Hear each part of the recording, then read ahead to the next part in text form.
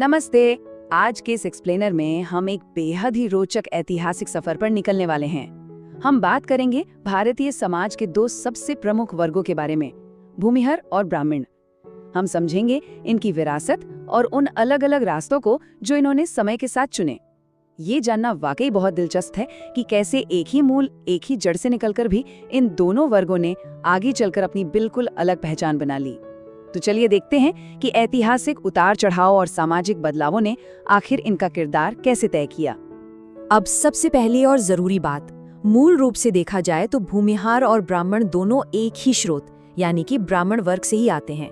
लेकिन इनका जो ऐतिहासिक विभाजन हुआ ना, वो किसी जन्म या जाति के आधार पर बिल्कुल नहीं था, बल्कि ये पूरी तरह से कर्मा यानी चुने गए कार्यों और पेशे पर आधारित था। और यही वो सबसे बड़ा टर्निंग पॉइंट है जहां से इन दोनों का रास्ता एक दूसरे से अलग हो जाता है। इतिहास में इनके सामाजिक विभाजन का आधार सिर्फ इनका पेशा और निजी कर्म थे, जिसने इनकी आगे की पहचान तय की। ये एक ऐसी सच्चाई है जो उस आम धारणा को पूरी तरह तोड़ देती है कि सामाजिक विभाजन हमेशा जन्म से ही होता है। इनकी जड़ों को अगर थोड़ा और करीब से टटोला जाए तो हमें ऐतिहासिक स्रोत सीधे ब्राह्मण वर्ग में ही मिलते हैं। विशेष तौर पर भूमिहारों को भगवान परशुरामा का वंशज माना जाता है। इतिहास के पन्नों में इन्हें ब्रह्मर्षि कहलाने वाले वर्ग के रूप में जाना जाता था, जो कि ब्राह्मणों की ही एक बहुत प्राचीन और सम्मानित शाखा मानी जाती है। तो यहाँ एक बात तो शीशे की तरह साफ हो जाती है कि भले ही आज इनका सामाजिक ढांचा या काम करने का तरीका अलग दिखता हो, लेकिन इनकी ऐतिहासिक जड़ें बिल्कुल एक हैं। शुरुआती दौर में इन दोनों का कुल पूरी तरह से एक ही माना जाता था। इस ऐतिहासिक बंटवारे को सही से समझने के लिए हमें दो प्राचीन शब्दों का मतलब समझना ही पड़ेगा, याचक और अयाचक।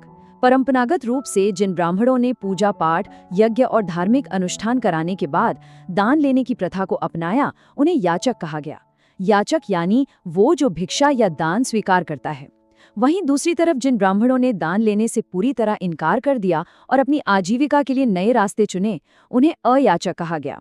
इस ऐतिहासिक परिभाषा के हिसाब से भूमिहार असल में अयाचक ब्राह्मण हैं, जिन्होंने दान लेने की परंपरा को हमेशा के लिए पीछे छोड़ दिया था। तो एक ही कुल से होने के बावजूद इनके कर्म का रास्ता एक दूसरे से इतना अलग कैसे हो गया? देखिए, अयाचक रास्ता चुनने वाले भूमिहारों ने भूमि आग्रहण यानी जमीन को धारण किया।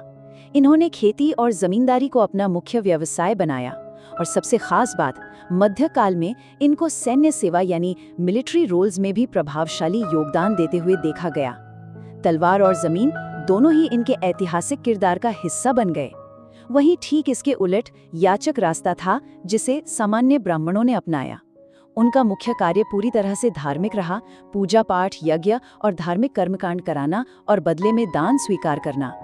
एक तरफ जमीन और सैन्य बल था और दूसरी तरफ धार्मिक और आध्यात्मिक सेवा। यही वो सबसे बड़ा फर्क था जिसने आने वाली सदियों के लिए इनका सामाजिक किरदार तय कर दिया। अब एक बेहद दिलचस्प तथ्य पर गौर करते हैं, जो आज के जमाने में भी इनके एक होने का सबूत देता है। अगर इनके उपनामों यानी सरनेम्स को देखा जाए तो सदियों के इस अलग अलग व्यावसायिक रास्ते के बाद भी आज तक मिश्रा, शर्मा, पांडे, राय, चौधरी और सिंह जैसे सरनेम दोनों ही वर्गों में बहुत आम तौर पर पाए जाते हैं। ये साझा उपनाम इस बात का एक बहुत बड़ा और जीता जागता प्रमाण है कि इनका व्यावसायिक रास्ता चाहे जो भी रहा हो, इनका पारिवारिक और आनुवंशिक इतिहास आज भी एक दूसरे से बहुत गहराई से जुड़ा हुआ है। इतिहास के इन पन्नों से निकलकर अगर हम आज की आधुनिक व्यवस्था पर नजर डालें तो सदियों के इन व्यावसायिक अंतरों के बावजूद इनकी सामाजिक स्थिति काफी हद तक एक समान ही है। आज के प्रशासनिक और सामाजिक ढांचे में भूमिहार और सामान्य ब्राह्मण दोनों ही सवर्णा यानी जनरल कैटेगरी के अंतर्गत आते हैं। ऐतिहासिक रूप से अलग पेशे अपनाने के बाद भी आधुनिक व्यवस्था ने इन्हें इनके मूल ऐतिहासिक जड़ों और कुल के आधार पर एक ही मुख्य धारा में स्थान दिया है। समय के साथ व्यवसाय जरूर बदले, पर मूल स्रोत का जो प्रभाव है वो आधुनिक वर्गीकरण में आज भी साफ झलकता है।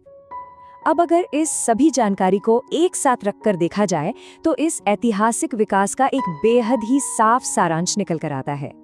एक तरफ भूमिहार हैं जो अयाचक रहे, जिनका फोकस खेती, जमींदारी और सैन्य सेवा पर रहा, यानी कि एक पूरी तरह से जमीन से जुड़ा और प्रभावशाली जीवन। और दूसरी तरफ सामान्य ब्राह्मण याचक रहे, जो पूजा पाठ, धार्मिक अनुष्ठान और आध्यात्मिक ज्ञान के क्षेत्र तक सीमित रहे। इन अलग अलग जिम्मेदारियों ने ही इन्हें समाज में अपने अपने अलग स्थान दिलाए। ये पूरा ऐतिहासिक सफर स्पष्ट कर देता है कि किस तरह सिर्फ चुने गए कार्यों ने एक ही कुल की सामाजिक भूमिका को बदल कर रख दिया। तो इस ऐतिहासिक सफर के अंत में एक बेहद बड़ा और जरूरी प्रश्न उठता है। मध्यकाल में चुने गए व्यावसायिक कार्यों यानी कर्मा ने आखिर किस तरह एक ही मूल वंश की दो बिल्कुल अलग और स्थायी सामाजिक पहचान बना दी? ये घटनाक्रम एक शानदार उदाहरण है कि समाज शास्त्र और इतिहास में एक चुना हुआ पेशा किस तरह पहचान का ऐसा मजबूत आधार बन जाता है जो सदियों तक कायम रहता है और समय के साथ साथ और भी पक्का होता चला जाता है। इस विश्लेषण ने निश्चित रूप से इतिहास और सामाजिक धारणाओं को देखने का एक नया और बिल्कुल स्पष्ट नजरिया दिया है। इस एक्सप्लेनर में हमारे साथ जुड़े रहने के लिए बहुत बहुत धन्यवाद।